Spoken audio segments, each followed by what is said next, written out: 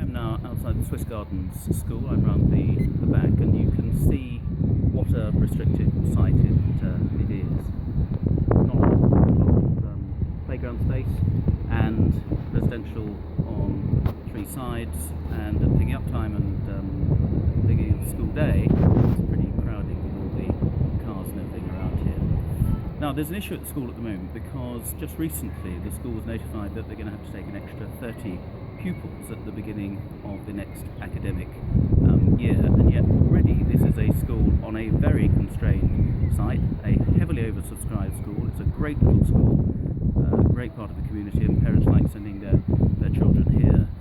So a number of parents came to see me, and I've spoken to the head, concerned about the impact it will have on the school if they have to take another 30 kids this year, but if they then have to take an extra 30 kids every year, and it becomes a permanent feature and the school turns into a three-form entry school. So I think anybody looking at this site can see how that would be a worry.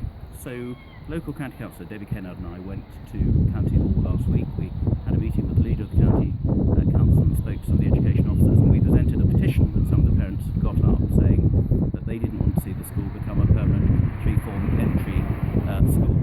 What I've also done is to speak to the other primary school heads in Shoreham, at schools like Buckingham. These are all good schools and popular schools, and of course there's a lot of development happening in and around Shoreham, and that can only mean that the pressures on school numbers in the future continue to grow. And other schools may have a bit more space. This school certainly is always going to be very constrained in the space it's got. So I share the concerns of the parents, as does the local councillors. That's why we've taken the petition to County Hall, that's why we've spoken to the education officials. And so what we've now agreed we will do is I'm convening a round table with the heads of all the local primary schools, with the councillors from County Hall, with local councillors and with education officials, so we can try and devise a strategic plan going forward for the next few years to see how we can best deal with the increased pupil numbers likely to come into primary schools that could affect the future of schools like this.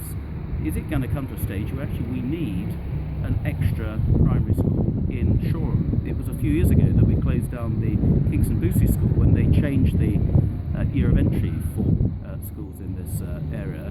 Do we in fact need to take that back into the school role and see if we can expand there? I don't know the answer to this, but what I do know is that we need to have a long-term strategic plan for how we best cater for our kids coming to this area in Shoreham, to make sure that we've got primary schools that are offering a great education for our kids, that they're not overcrowded, and we can take the kids that we've got and make sure they're all assured of a good education, and parents are able to get their kids into the schools they most want them to go into. Schools like Swiss Gardens, which has a great reputation, but we don't want to undermine that reputation by trying to crowd too many children onto a site that just can't take those numbers.